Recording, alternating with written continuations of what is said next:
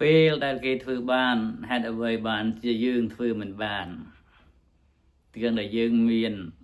ដៃពីរជើងពីរក្បាលមួយភ្នែកពីរច្រមុះពីរមាត់មួយដូចគេដែរកាលពីនៅក្មេងៗអាត្មាភាពធ្លាប់មើលសភៅមួយគេថាមនុស្សយើងនឹងមានខួរក្បាល1គីឡូ2ខាំដូចគ្នាគេថាអញ្ចឹងពេលដែលយើងមានខួរក្បាលប៉ុនគ្នាហេតុអីបានជាគេធ្វើបានហេតុអីបានជាយើងធ្វើមិនបានទាំងក្នុងការសិក្សារៀនសូត្រក្តីទាំងក្នុងការស្វែងរកទ្រព្យសម្បត្តិក្តីទាំងក្នុងការធ្វើសេចក្តីប្រាថ្នាឬក៏គោលបំណងដើម្បីឲ្យបានទទួលជោគជ័យក្នុងជីវិតផ្សេងៗក្តីឲ្យបានសម្រេចដោយក្តីប្រាថ្នាអ្វីដែលធ្វើឲ្យយើងខុសគ្នាណាបុណ្យកុសលឬអត់ទេនៅត្រង់អំពើដែលយើងធ្វើយើងទាំងអស់គ្នាចង់មានចង់បានចង់សម្បូរសម្បាយចង់សម្រេចជោគជ័យប៉ុន្តែដំណើរដើរទៅរកជោគជ័យដើរទៅរកភាពមានបានដើរទៅរកភាពចេះដឹងហ្នឹងគឺទៅជាមួយការតស៊ូព្យាយាមអត់ទ្រាំហើយអត់ដាក់ធុរៈសំខាន់គឺអធិដ្ឋានអ្នកបារមីហ្នឹងគឺអត់ដាក់ធុរៈធ្វើរហូតដល់បានសម្រេចអ្នកមានខ្លះក្នុងโลกនេះកើតមកមានតែទ្រពតែអត់ញាតិណាអ្នកខ្លះមានញាតិតែអត់ទ្រពសម្បូរសម្បាយញាតិពេញភូមិប៉ុន្តែក្រអត់ទ្រពអ្នកខ្លះទៀតមានទាំងញាតិមានទាំងទ្រពញាតិក៏សម្បូរទ្រពក៏សម្បូរអ្នកខ្លះទៀតគ្មានទាំងញាតិគ្មានទាំងទ្រពជាបុគ្គលអនាថាយើងឃើញនៅតាមទីក្រុងគ្រប់ទីកន្លែងមនុស្សអនាថាគ្មានទីពឹងមនុស្សគ្មានផ្ទះគ្មានសម្បែងនេះហេតុអ្វីបានជាមនុស្សនឹងវាចែកចេញជា4ផ្នែកដូចនេះតាមគម្ពីរពុទ្ធសាសនាគេនិយាយថាអ្នកដែលមានទ្រព្យតែអត់មានញាតិខ្លះមានទ្រព្យច្រើនតែរត់តកូនមកក្របដើម្បីទទួលមរតកក៏អត់មានដែរនៅនោះឯងកាលពីជាតិមុនគឺធ្វើតែទានឲ្យខ្លួនឯងតែអត់បបួលគេឯងឲ្យមកជួយធ្វើឲ្យមកជួលរួមធ្វើនេះកើតឡើងជាតិណាមានតែញាតិទេអត់មានតែទ្រព្យទេអត់មានញាតិទី2គឺអ្នកដែលមានតែញាតិតែអត់ទ្រព្យនេះគឺឃោសនាឬគាចូលរួមគេឲ្យគេចូលរួមតែខ្លួនឯងអត់ចេញលុយចូលធ្វើបន់ទេយកលុយអ្នកដទៃនឹងឯងមកធ្វើបន់នេះកើតឡើងជាតិណាគឺមានតែញាតិតែអត់ទ្រព្យទី3មានទាំងញាតិមានទាំងទ្រព្យគឺធ្វើខ្លួនឯងផងបបួលគេឲ្យមកចូលរួមធ្វើទាំងអស់គ្នានេះគឺមានទាំងញាតិមានទាំងទ្រព្យទី4គឺបុគ្គលអនាថា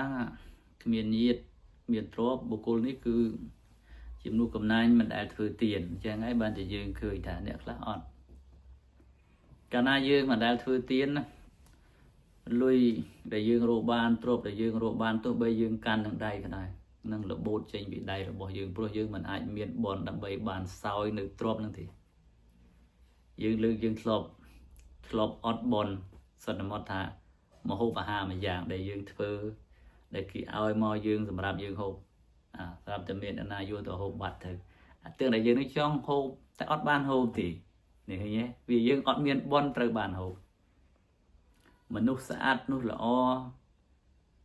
យើងចង់បានយើងស្រឡាញ់មិនបានមកយើងបានទៅអ្នកណាក៏យើងអត់ដឹងអាហ្នឹងគឺវាអត់បនអត់បនយើងវាអត់ដល់ចឹងទៅទាំងដែលវាគួរតែជារបស់យើងតែមិនមែនជារបស់យើងនេះគឺមកពីយើងនឹងឯងវាខ្វះបនបាបវាបែងចែកសត្វព្រះមានប្រភិប្រនាមព្រះមហាកស្សបៈបានសម្ដែងពធទេសនាដូចនេះឯងជាមួយនឹងភិក្ខុសង្ឃ 20000 អង្គក្នុងកាលនោះមានបុរសដែលជាអ្នកប្រាជ្ញម្នាក់បាននិមន្តពមានពភាកព្រមទាំងភិក្ខុសង្ឃដើម្បីទទួលផតតាហាព្រោះមានបុរសឆ្លាតម្នាក់នឹងឯងគិតថាធ្វើម៉េចដើម្បីឲ្យបានទាំងទ្រព្យផងបានទាំងញាតិអញ្ចឹងមានតែបបួលគេធ្វើបន់បាននិមន្តពមានពភាកសួរព្រះអង្គថាមានភិក្ខុប្រមាណថាមាន 20000 អង្គមុនទាំងអស់ច បរោះនឹងឯងចូលទៅតាមទីផ្សេងដើរប្រាប់បនប្រាប់កុសលអ្នកណាត្រូវការប្រមាណអ្នកខ្លះក៏ត្រូវការ10អង្គ20អង្គ30អង្គ100អង្គអញ្ចឹងទៅចុះក្នុងបញ្ជីដើរទៅជួបនឹងបរោះម្នាក់កំសត់អត់ឃ្លានគ្មានស៊ីជាអ្នកធ្វើការស៊ីឈ្នួលគេបានគេឲ្យតែហូបមួយឆ្អែតទៅធ្វើការឲ្យគេពីអ្នកប្តីប្រពន្ធហ្នឹងហើយក៏បបួលបរោះធ្វើបនបរោះហ្នឹងបានថាឲ្យខ្ញុំធ្វើបនយ៉ាងម៉េចបើខ្ញុំអត់មានលុយផងហ្នឹងសពថ្ងៃហ្នឹងទៅស៊ីឈ្នួលគេមួយថ្ងៃវល់ល្ងាចគេឲ្យតែបាយមួយឆ្អែតធ្វើមិនកើតឥឡូវហ្នឹងបរោះបណ្ឌិតនឹងឯងប្រាប់ថាណាអ្នកឯងគិតចឹងអត់ត្រូវទេអ្នកឯងធ្វើការឲ្យគេវល់ល្ងាចលក់កម្លាំងលក់ពលកម្មណាបានតែមួយឆ្អែតគឺដោយសារអ្នកឯងគ្មានបនឥឡូវអ្នកឯងធ្វើបនអីលើទៅអ្នកឯងអាចជាតិទៅមុខទៀតសម្បូរសបាយបរោះកំសត់នោះភ្ញាក់ព្រឺតហ្មងគួរតែធ្វើបនអញ្ចឹងលោកចុះឈ្មោះយកភិក្ខុមួយអង្គឲ្យខ្ញុំផងណាខ្ញុំធ្វើបនមួយអង្គដែរ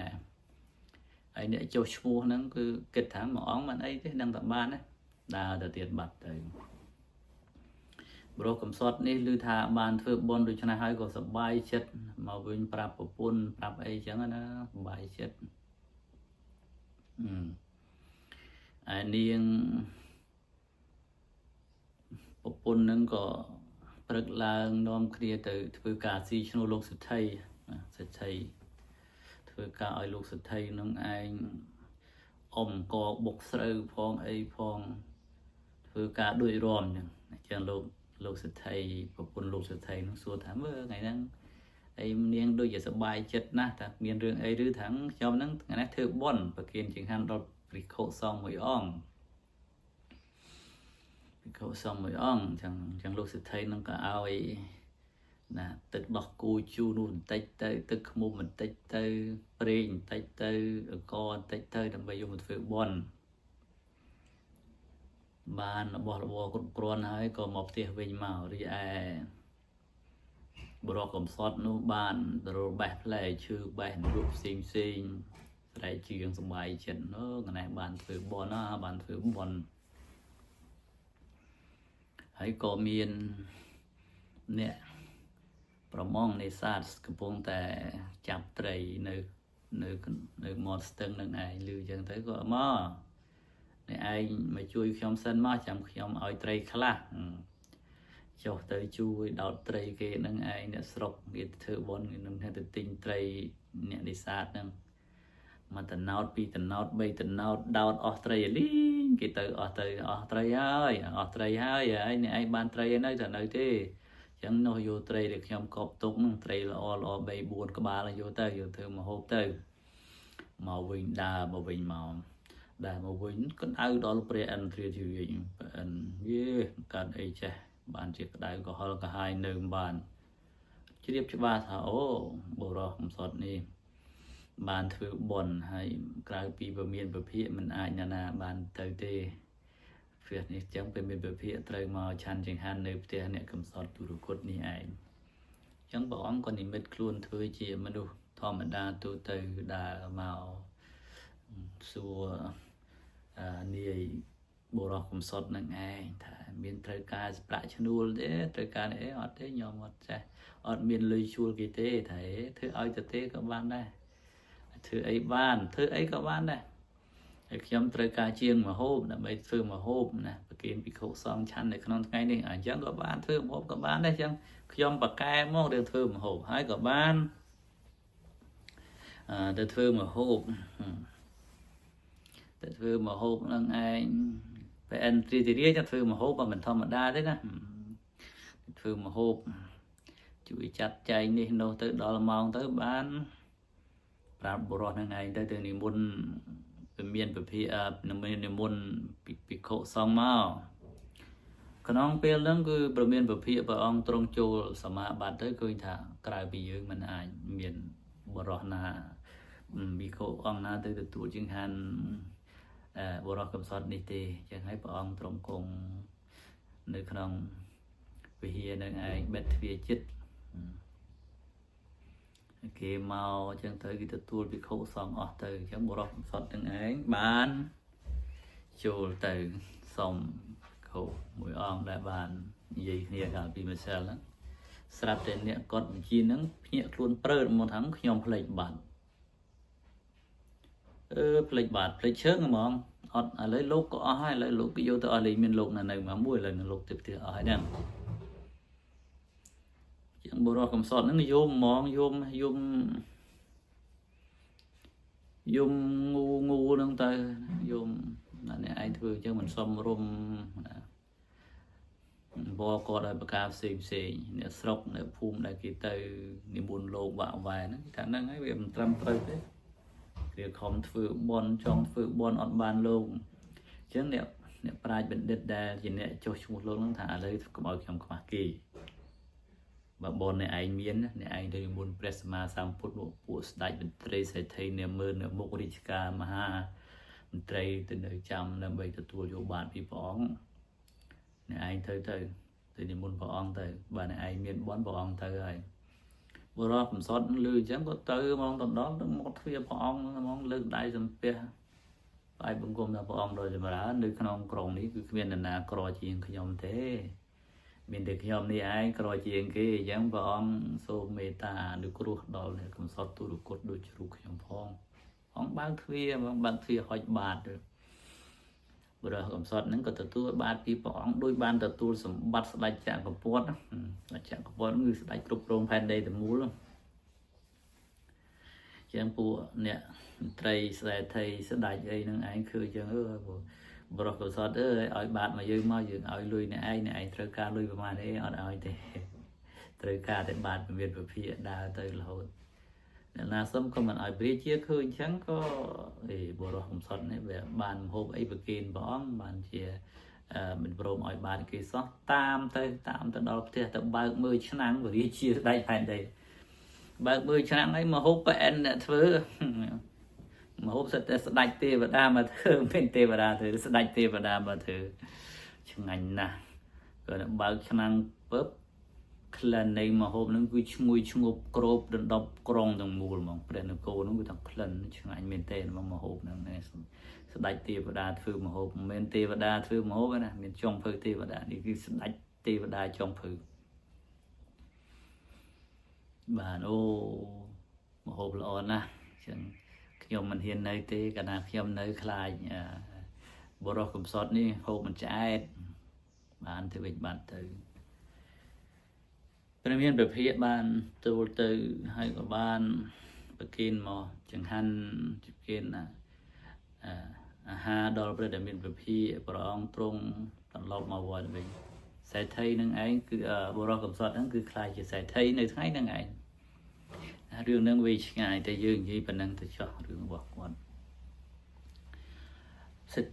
បុរសកំសត់ហ្នឹងបានខ្លាយទៅជាសេដ្ឋីហើយបានទៅកើតនៅក្នុងឋានតាវតឹងរហូតមកដល់សម័យព្រះសម្មាសម្ពុទ្ធនៃយើងនេះបានមកកើតនៅក្នុងកំណើតនៃតកូលឧបថៈឬក៏តកូលដែលហៅថាម្ដាយធម៌ពុកធម៌អញ្ចឹងណាដែលជាជីតនព្រះជីតនមានថាជាឧបថៈរបស់ព្រះមហាកស្សបៈព្រះមហាសារីបុត្រហើយនៅក្នុងផ្ទះហ្នឹងតាំងពីក្មេងនឹងចុះមកចាប់បដិសន្ធិគឺថាចាំកំណើតនៅក្នុងផ្ទៃពោះហ្នឹងមកគឺជាទាំងអស់អ្នកខ្លះខ្វាក់ក៏ទៅជាភ្នែកភ្លឺខ្លះថ្លង់ទៅជាបាត់ថ្លង់ខ្លះណាគោនិយាយកើតទៅជានិយាយកើតនៅក្នុងផ្ទះហ្នឹងនិយាយចេះនិយាយចៃទាំងអស់គ្នាដូចមនុស្សធម្មតាឆ្លាតអ្នកណារៀងលេលើយើងឆ្លាតអស់ចឹងហើយពេលកូននឹងឯងកើតមកបានដាក់ឈ្មោះថាបណ្ឌិតប្រែថាឆ្លាតគឺមនុស្សក្នុងផ្ទះហ្នឹងជាអស់អញ្ចឹងតែមនុស្សឆ្លាតណាជាអ្នកមានបនច្រើនរឿងហ្នឹងវែងពេកនិយាយខ្លីៗដំណាក់រឿងហ្នឹងបានអាយុគ្រប់7ឆ្នាំហើយក៏បានទៅបួសសុំម្ដាយបួសម្ដាយឲ្យបួសទៀតព្រោះអ្នកមានបនមិនហ៊ានហាមឃាត់បំណងប្រាថ្នារបស់កូនទេកូនចង់បួសឲ្យបួសទៅបួសបាន7ថ្ងៃដល់ថ្ងៃទី8ទៅបិណ្ឌបាតជាមួយនឹងព្រះសារីបុត្រ ហើយព្រះសិរីបុត្រនេះគឺមិនងាយចេញពីវត្តមុនគេទេគឺចេញក្រោយគេណាភិក្ខុសង្ឃរាប់ពាន់អង្គហ្នឹងគឺទៅចេញអស់ទៅបានលោកចេញទៅពីក្រោយរៀបចំទីកន្លែងដែលភិក្ខុមិនបានទុកដាក់ឲ្យស្រួលទឹកអីអត់មានទាំងដងឲ្យពេញណារៀបចំទីកន្លែងឲ្យបានស្អាតបាតហើយបានចេញទៅក្រោយគេព្រោះថាបើលោកមិនសម្អាតទីកន្លែងទេវាពួកអ្នកក្រៅសាសនាគេមកលេងអញ្ចឹងគេឃើញគេតេះដៀលបានហើយមើលខោសាវៈព្រះគោដមណាមិនល្អកន្លែងនៅស្មៅក្រោកអញ្ចឹងតែអញ្ចឹងលោករៀបចំកន្លែងឲ្យស្អាតបាតបោសច្រាយត្រឹមត្រូវបានលោកចេញទៅក្រោយគេចេញទៅហៅសាមណេរនឹងទៅដែរទៅភ្នាក់សាមណេរនឹងសាមណេរនឹងឯងដើរទៅកាន់តាមវាស្រែដើរទៅឃើញអ្នកស្រែកំពុងតែបង្ហូរទឹកបញ្ចូលស្រែសួរព្រះឧបជានឹងថាលោកគ្រូគេធ្វើអីហ្នឹងគេបង្ហូរទឹកបញ្ចូលស្រែហើយទឹកហ្នឹងមានចិត្តទេទឹកឯណាមានចិត្តអត់មានចិត្តទេគិតដែរហើយទឹកអត់ចិត្តសោះគេអាចបង្ហូរចូលស្រែបានហ៎ចុះយើងមានចិត្តមានវិញ្ញាណហេតុអីបានជាយើងបង្កប់បញ្ជាចិត្តខ្លួនឯងប្រណិប័តធម៌ដើម្បីបររលុះនៅព្រះអរហន្តមិនបានដើរទៅទៀតគិតអញ្ចឹងណាដើរទៅទៀតទៅឃើញគេកំពុងតែរោលភ្លើងយកមេឃឈើឬយកឫស្សីតូចឫស្សីព្រិចឫស្សីអីនឹងឯងមករោលភ្លើងមើលភ្នែកមកខាងរោលហើយមើលភ្នែកមកខាងមើលភ្នែកមកខាងមើលភ្នែកមកខាងមើលត្រង់មិនត្រង់ណាត្រង់ឲ្យយកទៅរោលភ្លើងទៀតមកធ្វើព្រួញស៊ីបមើលត្រង់មិនត្រង់រោលចុះរោលឡើងទៅក៏សួរឧបជាទៅដែរយកមកពុតព្រួយឲ្យត្រង់គេធ្វើអីហ្នឹងលោកគ្រូគេពុតព្រួយគេរោលព្រួយហ្នឹងឲ្យវាត្រង់ដើម្បីយកមកធ្វើព្រួយដើម្បីឲ្យបាញ់ត្រង់បាញ់ត្រូវហើយដើមឈើព្រួយហ្នឹងមានវិញ្ញាណទេអត់មានទេគេទៀតអត់មានវិញ្ញាណហេតុអីបានជាគេយកមកតម្រង់ឲ្យត្រង់ស្លប់តែវេចង្អេចង្អក់មិនបានទៅត្រង់បានចុះអាត្មាអញមានចិត្តមានវិញ្ញាណខ្លួនរាងកាយនេះហេតុអីបានជាមិនអាចប្រកបវិជ្ជាចិត្តខ្លួនឯងបានហើយប្រព្រឹត្តធម៌ហើយបានសម្រេចជាព្រះអរហន្តគេទៀតដើរទៅទៀតដើរទៅតាមវាស្រែនឹងឯងឃើញអ្នកស្រុកកំពុងតែឈូសឈើខ្លះដាប់ឈើខ្លះចាំងឈើខ្លះដើម្បីធ្វើកង់ខ្លះធ្វើដុំខ្លះធ្វើប្រែកខ្លះធ្វើណែផ្លូវខ្លះអីខ្លះអញ្ចឹងទៅសួរទៀតគេកំពុងធ្វើអីហ្នឹងលោកគ្រូគេកំពុងទៅចាំងឈើដើម្បីធ្វើរទេះធ្វើកង់រទេះធ្វើរទេះហើយឈើហ្នឹងមានវិញ្ញាណទេអត់ទេឈើអត់វិញ្ញាណសោះគេយកមកធ្វើទៅជាកង់ក៏បានធ្វើជាព្រែកធ្វើជាទូកក៏បានធ្វើជាកម្មក៏បានធ្វើជាកង់ក៏បានចុះអញជាមនុស្សមានចិត្តមានវិញ្ញាណហេតុអីបានជាធ្វើចិត្តដើម្បីឲ្យសម្រេចធម៌ជន់ខួរបាននេះអាយុ7ឆ្នាំ7ឆ្នាំបួសបាន8ថ្ងៃគិតអញ្ចឹងរួចហើយក៏សុំលីឧបជាមកវត្តវិញអញ្ចឹងខ្ញុំកណាអំបានតែបិណ្ឌបាតទេតែខ្ញុំកណាសុំទៅវត្តវិញតូចនិយាយចឹងនិយាយនឹងព្រះសិរីបុត្រចឹងសុំទៅវត្តវិញណាអត់ទៅបិណ្ឌបាតទេទៅប្រព្រឹត្តធម៌វិញព្រះសិរីបុត្រថាទៅវិញទៅចង់ទៅមកឲ្យច្បងឲ្យយពោមកយើងមកយើងទៅបិណ្ឌក្នុងភូមិតែឯងក៏បានដែរហើយចង់ឆាន់អីចង់ឆាន់ស្ងោត្រីឆ្ពិនជួយចិត្តឆាន់ត្រីឆ្ពិនព្រោះតាមពីអតីតជាតិនឹងធ្វើត្រីឆ្ពិនប្រគេនលោកតាមតែពីនៅជាបរិសុទ្ធកំសត់នោះអញ្ចឹងចង់ឆាន់តែត្រីឆ្ពិនទេត្រីឆ្ពិនស្ងោបានឆាន់អីផ្សេងអត់ឆាន់ទេព្រះមហាសិរីបុត្រថាអាចយើងទៅរកត្រីឆ្ពិនស្ងោឯណាបាននេនថាបើសិនជាត្រីឆ្ពិនស្ងោមិនកើតឡើងដោយបុណ្យរបស់លោកគ្រូក៏កើតឡើងដោយបុណ្យរបស់កណាដែរលោកគ្រូទៅចោះបានទៅយើងទៅសំដៅទៅកាន់ផ្ទះរបស់ឧបថៈរបស់ធិរៈនឹងឯងទៅបានមែនបានអញ្ចឹងទៅគេប្រគេនដាក់ពេញបានទៅប្រងយកមកវត្តបានញាតិញោមថាលោកគ្រូឆាន់ឲ្យស្អាតសិនទៅ ណារបស់ទៅវត្តសម្រាប់ភិក្ខុសម្រាប់សាមណេរនឹងមានទៀតថែមឲ្យបានទៀតព្រោះម្ចាស់ផ្ទះនឹងឯងបានរិះពិនធំយកមកស្ងោរចាំព្រះមហាធេរៈនឹងឯងចាំឃើញនឹងសប្បាយចិត្តហ្មងអ្នកប្រគេនសប្បាយចិត្តអានេះបនវាកើតឡើងបនវាចឹងមនុស្សវាមានបនណាហើយព្រះសិរីបុត្រនឹងឯងបានឲ្យកូនសោឲ្យអីឲ្យសាមណេរហ្នឹងណាដើម្បីមិនឲ្យនៅខាងក្រៅព្រោះនេនតូចខ្លាចមានបញ្ហាឲ្យចូលទៅក្នុងកត់ហើយនេនឯងចូលទៅក្នុងកត់អញហើយបិទទ្វារចាក់សោឲ្យស្រួលបួលណាអង្គុយសមាធិចុះក្តៅដល់ប្រអែនទៀតណាប្រអែនហ្នឹងក្តៅគូតរហូតមិនសូវស្រួលទេប្រអែនទៅប្រអែនក្តៅដល់ប្រអែនទៀតណាប្រអែនត្រង់ប្រមិលមើលណាកើតអីទេមើលទៅអូនេនកំពុងទៅប្រតិបត្តិធម៌ទីតើប្រតិបត្តិធម៌អូ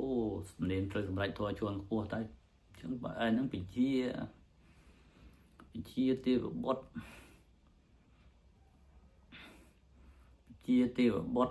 ណាពិជាស្ដេច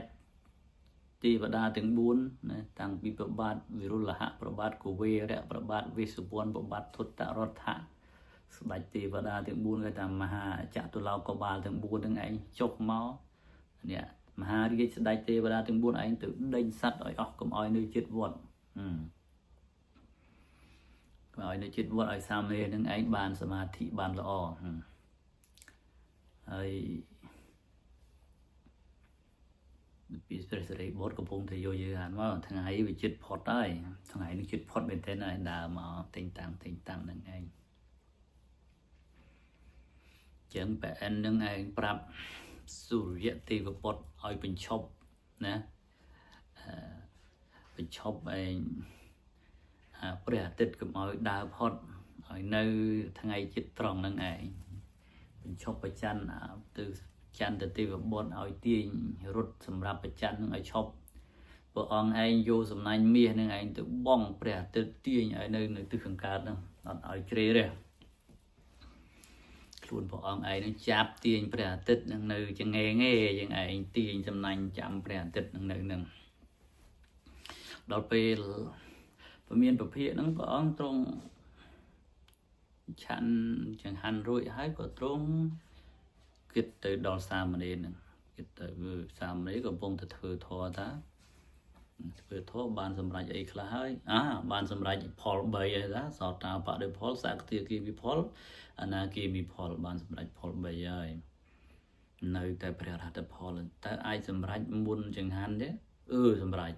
តែបើសិនជាព្រះសិរីបុត្រអត់សម្រេចទេអញ្ចឹងព្រះអង្គដឹងព្រះអង្គទៅមុតទៅដើម្បីឲ្យនេះនឹងបានសម្រេចទៅឈរនៅមាត់ទ្វារហ្នឹងឯងព្រះសិរីបុត្របានទៅដល់ហើយសាមណេរនឹងកំពុងតែសម្រេចធម៌ហើយបានព្រះអង្គសួរសំណួរ4សំណួរនឹងព្រះសិរីបុត្រសួរសំណួរទី1ព្រះសិរីបុត្រលោកបានអីមកបានអាហារនាំមកនៅអីអាហារនាំមកនៅវេទនាហើយវេទនានឹងនាំមកនៅអីវេទនានាំមកនៅរូបហើយរូបនាំមកនៅអីគេរូបនឹងនាំមកនៅសម្ផស្សសំណួរហ្នឹងគឺគេនិយាយថាអាហារមនុស្សយើងរស់នៅដោយសារអាហារហេតុអីបានជាយើងត្រូវឆាន់អាហារគឺឆាន់អាហារហ្នឹងដើម្បីឲ្យយើងបាត់ឃ្លានតែបាត់ឃ្លានអីស្រួលខ្លួនមនុស្សយើងទៅឆាន់ឆ្អែតទៅស្រួលខ្លួនស្រួលនឹងឯងហើយជាសុខវេទនាជាសោមនស្សវេទនាអញ្ចឹងអាហារហ្នឹងនាំមកនៅវេទនាបានស្រួលបានសប្បាយ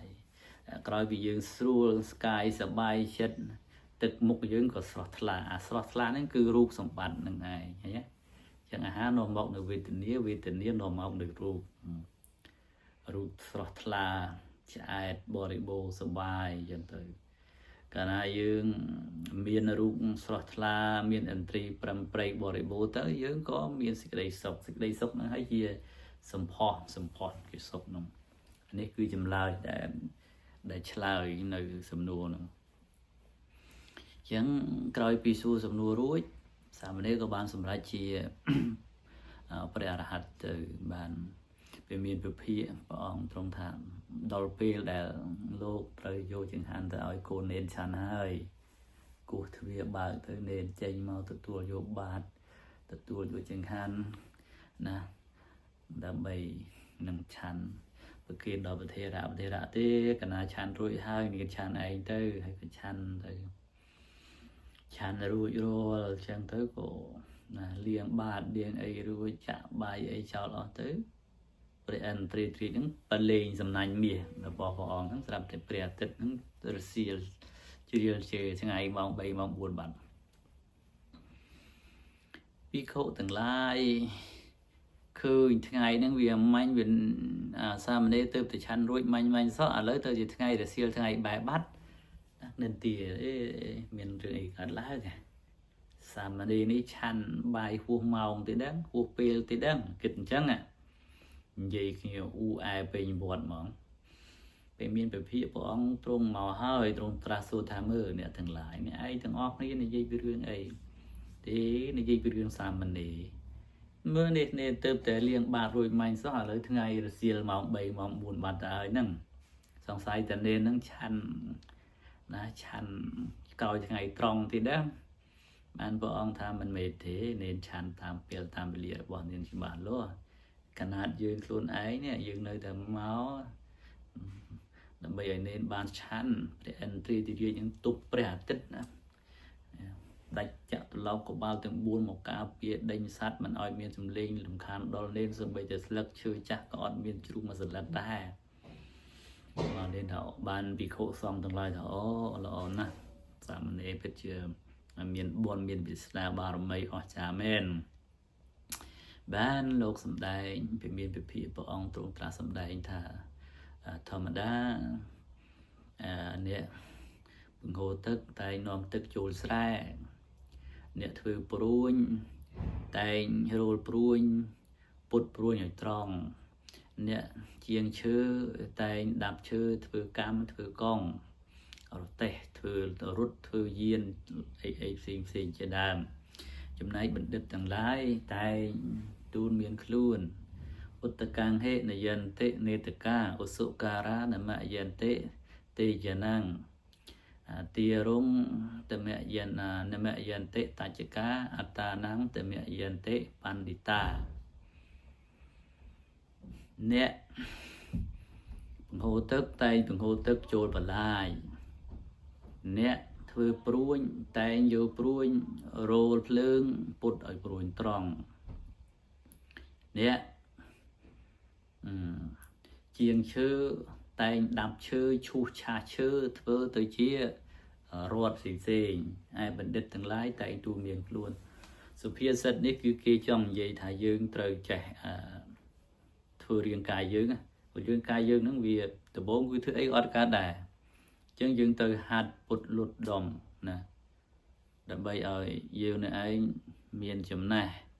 ឬមានទ្រព្យអញ្ចឹងយើងត្រូវឆ្លងកាត់ឧបសគ្គផ្សេងដូចជាព្រួញវាមុននឹងត្រង់វាមិនមែនដាក់មកត្រង់ទេស្អីវាវេកកងកងក់ងៀងកងងចឹងហើយយើងពោតឲ្យត្រង់យ៉ាងណាមិញយើងក៏ដូចគ្នាហាត់ពុតលុតដំដូចទាហានយ៉ាងរំកាត់បានទៅជាទាហានត្រូវទៅហាត់ទៅហ្វឹកបណ្ណាទទួលរងលំបាកវេទនាបណ្ណាបានคล้ายទៅជាទាហានការពារជាតិមួយទាំងមូលយ៉ាងណាមិញយើងក៏ដូចគ្នាត្រូវឆ្លងកាត់ឧបសគ្គផ្សេងមាសដែលស្អាតគឺមាសដែលបានដុតនឹងភ្លើងមកច្រើនដងច្រើនគ្រាមកហើយយ៉ាងណាមិញការដែលយើងជួបឧបសគ្គផ្សេងធ្វើឲ្យយើងនឹងស្អាតគឺយើងនឹងបរិសុទ្ធទៅវិញដូចមាសចឹងរឹតតែដុតក្នុងភ្លើងរឹតតែខ្លាំងរឹតតែស្អាតរឹតតែបរិសុទ្ធរឹតតែល្អមាសណារឹតតែបានទឹកខ្ពស់ដល់ទៅ8ទៅ9អញ្ចឹងទៅអញ្ចឹងគេនិយាយថារាងកាយយើងនេះគឺត្រូវអប់រំត្រូវហ្វឹកហាត់អានេះគឺរឿងទី5បណ្ឌិតសាមណេរចប់តែប៉ុណ្ណេះ